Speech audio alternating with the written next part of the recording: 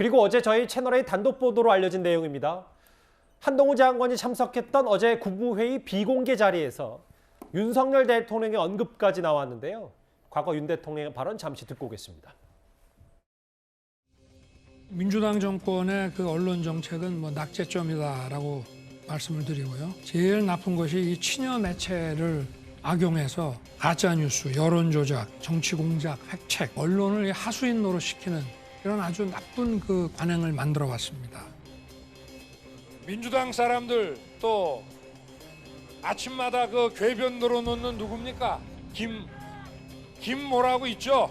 교통방송에 자기가 쥔죄 남한테 덮어씌우고 자기 쥔죄는 덮고 남은 짓지도 않은 죄 만들어서 선동하고 이게 원래 파시스트들 그하고 또 비슷한 공산주의자들 이런 사람들이 하는 수법입니다. 이게. 한동훈 장관도 국무위원이니까 어제 윤 대통령 이 발언 때 같은 자리에 있었습니다. 한 장관도. 윤 대통령이 이런 얘기를 했어요. 비공개 자리에서. 법을 제대로 지키지 않으면 어떤 고통이 따르는지 보여줘야 된다. 법무장관 자택을 무단침입하면 국민들이 어떻게 보겠나. 법 어긴 사람이 처벌받지 않는 사회가 정상적인가. 유튜브 매체긴 합니다만 이런 행태들이 도를 넘었다고 대통령도 판단한 겁니까? 윤석열 정부의 국정 기조가 그 공정 상식 그리고 이제 법치 이렇게 정리할 수 있지 않습니까? 그 가운데서 법치 측면에서 굉장히 우리 사회가 위협받는다 이렇게 대통령이 지금 생각하는 것 같습니다. 첫째는 그 법치를 담당하는 장관이 법무부 장관입니다. 그런데 법무부 장관의 집 앞에서 물리적 위협이 가해지는 상황은 법치 차원, 질서 차원에서 굉장히 중대한 문제라고 윤 대통령은 인식하고 있는 것 같습니다. 그래서 저렇게 그 조금은 강한 어조로 그 부분을 강조했고, 두 번째는 어제 그 윤 대통령이 노사법치라는 그 용어를 사용했죠. 예. 지금 이제 그 민노총, 화물연대 이제 본격적인 그 대결이 시작되고 할까요? 그런 상황인데 노사도 반드시 법치를 세워야 되는 차원이 있기 때문에 그 부분을 한 번 더 강조한 것 같고, 조금 더 정치적으로 확대를 하면 대통령실에서 이례적으로 장경태 의원, 장경태 최고위원의 그 김건희 여사 관련된 발언에 대해서 잘못된 그 가짜 뉴스에 대해서 그 고발을 하지 않았습니까? 예. 그것도 이 부분도 그 깨어진 유리창처럼 방치해서는 이 부분도 더 그 많이 망가질 것 같다 이렇게 보고 직접 행동에 나선 거고, 자, 전체적으로 이제 대통령실에서 보면은 지난 5년간 문재인 정권에서 어떤 국가의 기강이라든지 사회 질서라든지 그게 이제 하나의 법치로 표현될 수 있습니다만 그게 많이 망가졌고, 그걸 회복하기 위해서 윤석열 정부가 많은 것을 해야 된다. 그렇게 생각하고 있는 것 같습니다. 법을 제대로 지키지 않으면 어떤 고통이 따르는지 보여줘야 된다. 이 유튜브 매체를 겨냥해서 대통령이 이례적으로 비공개 자리에서 이 말을 했고, 다음 화면을 좀 볼게요. 사실 지난주 금요일에 있었던 한남동 관저에서 여당 지도부와 만찬을 함께했던 윤 대통령인데, 청담동 술자리 의혹에 대해서도 생각보다 이례적으로 비공개 자리에서 조목조목 반박을 좀 하긴 했어요. 결국은 이게 과거 여의도 정치권과는 좀 달리 윤석열 대통령, 한동훈 장관도 아닌 건 아닌 거고 절대 넘어갈 수 없다, 이런 강경 기조. 그래서 법적 조치도 하고 강하게 대응하기도 하고 이런 부분들이 좀 이번 윤석열 정부 혹은 한동훈 장관에게 좀 달라진 면인 것 같기도 하고요. 우선 달라졌다기보다요, 너무 허무맹랑하니까 예. 답답한 거죠. 그러니까 대통령, 대통령실, 대통령 부인, 정부 여기에 대한 비판과 견제는 야당의 숙명이에요. 예. 그런데 그게 사실에 입각해야 되거든요. 그런데 지금 더불어민주당의 대통령이나 대통령 부인, 법무부 장관에 대한 비난은 이건 도를 넘었어요. 그냥 아니면 말고예요. 그리고 인신공격이란 말이에요. 그리고 이거는 전부 가짜 뉴스거든요. 예. 무슨 그리고 빈곤 포르노라느니 어떤 대통령을 그냥 술꾼으로 공격을 해요. 술을 너무 많이 마셔서 국민이 걱정한다라든가. 이러니까 대통령 입장에서는 이건 해도 너무하는 것 아니냐, 이런 답답함을 토로하는 겁니다. 강경 대응 조치라기보다는 그만큼 야당의 의혹 제기가 함량 미달이기 때문이다. 조 의원님 이렇게 보시는 것 같은데. 네. 알겠습니다. 이번 주제를 마무리하기 전에 오늘 있었던 대법원 선고 얘기 짧게 한번 만나보겠습니다. 2년 전 한동훈 장관의 휴대전화 유심칩을 압수하는 과정에서 한동훈 장관을 폭행한 혐의로 재판에 넘겨졌던 정진훈 연구위원 다 기억하실 텐데요. 오늘 대법원의 판결이 하나 나왔습니다.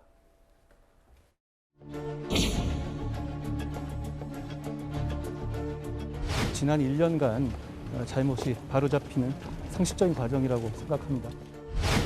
검찰하고 이제 1심 재판부에서 오해하셨던 부분이 있었는데 그 부분에 관해서 재판부에서 바로잡아 주셔서 감사하게 생각하고 있습니다. 유심칩 얘기, 휴대전화 유심칩 얘기하면서 그래서 독직폭행 얘기가 나왔고, 근데 1심 유죄였다가 2심 무죄로 바뀌었고, 이 원심 판단을 유지해서 오늘 최종 대법원에서 무죄로 확정이 됐는데, 이 취지는 서정욱 변호사님 어떻게 받아들이세요? 저는 이제 그 대법원 판결은 존중해야 되지만 예. 개인적으로는 이제 그 검찰과 1심 판결 있잖아요. 예. 이게 맞다고 보거든요. 왜냐하면 이게 그때 그 장면이 제 눈에 선합니다. 정진웅 검사가요, 한동훈 장관의 그 팔과 어깨 등을 잡고요, 그리고 이제 소파 아래로 누른 거, 이 장면이 선하거든요. 이게 왜 저는 폭행에 미필적 고의가 없는지 도저히 제 상식으로 납득이 안 되고, 예. 그럼 이게 그 2심이나 대법원 판결하면 정진웅 검사가 이게 실수로 미끄러져가 넘어졌는데 뭐 마치 이게 위에 포개진 것처럼 이런 식의 이게 판결인데, 저는 그 장면을 보면 최소한 이게 고의가 있다 이렇게 좀 보이고요. 다만 이제 2심 판결에서 무죄를 하면서도 판사님이 하신 말씀이 있어요. 무죄하면서도 뭐냐면 이게 그 무죄는 선고하지만 2심 재판부가 했던 말 말씀하시는 거죠? 예. 무죄는 선고하지만 이게 당시의 행동을 예. 정당화하는 것은 아니다. 예. 이렇게 따끔하게 했습니다. 저는 정진웅 검사가 무죄는 받았지만 그 행동에 대해서는 반성해야 된다 봅니다. 서정욱 변호사님이 여러 설명을 하는 중에, 그러니까 당시 장면이 선하다는 건, 기억에 선하다는 건 뭐 직접 보신 건 아니더라도 그만큼 이게 인상적이었던 사건이기 때문에 하나하나 기억이 난다. 뭐 독직폭행 그 자체를. 한동훈 장관도 이거는 장관이 아니라 개인 자격으로 입장을 내놨어요. 피해자 입장에서는 납득이 어려우나 최종심 대법원의 판결을 존중한다. 다시는 이러는 과오를 되풀이지 않도록 성찰하는 것이 정상적인 공직자 자세다. 반면 이 수사팀은 한동훈 장관을 가리켜서 사과하라고까지 얘기를 하고 있어요. 아마도 뭐 이건 결과적으로는 마치 정진웅 부장이 아예 고의적으로 폭력을 행사한 것처럼 지금까지 언론의 어떤 재단을 받았었는데, 항소심과 대법원 판결을 통해서 고의적으로 한동훈 장관을 폭행한 것이 아니라 한동훈 장관의 유심칩을 압수수색하는 과정에서 한동훈 장관이 증거 인멸을 하려고 하는 것으로 생각을 하고 이걸 막기 위해서 뺏기 위해서 하는 그런 과정에서 넘어지는 과정이었다. 이렇게 항소심과 대법원은 본 거거든요. 그런 측면에서 뭐 한동훈 장관은 마음에 안 들겠습니다만 대법원은 이게 고의에 의한 폭행이 아니었다 이렇게 본 것이기 때문에 사법부의 판단은 존중되어야 되고요.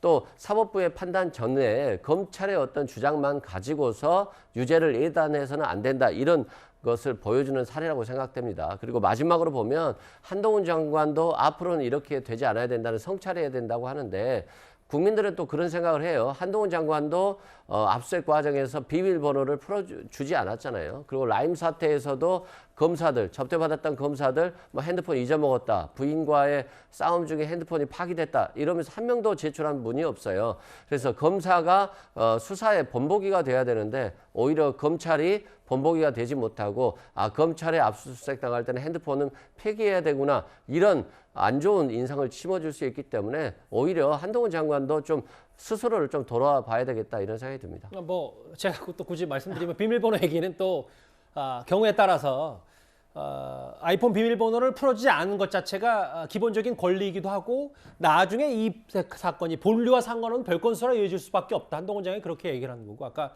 국민들은 다 의심스럽다고 말씀하지만 또 국민들 생각은 다 다르니까요. 일단 뭐 이거는 뭐 바로 잡는 게 아니라 제가 한번 첨언으로 말씀드리겠습니다.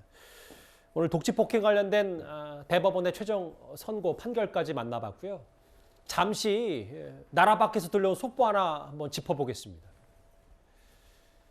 장쩌민 전 중국 국가주석이 별세를 했습니다. 숨을 거뒀습니다. 96살 일기로 사망했는데요. 최근에 시진핑 국가주석의 3년임 최근에 또 후진타오 주석이 마치 그 노동당 당대회에서 뭐 끌려 나가는 듯한 것 때문에도 외신 논란이 참 많았었는데 전전 중국 국가 주석인 장쩌민 전 국가 주석이 사망했다는 얘기까지 저희가 나라박 쏟고 짧게 저만 일단 짚어보고 가보겠습니다.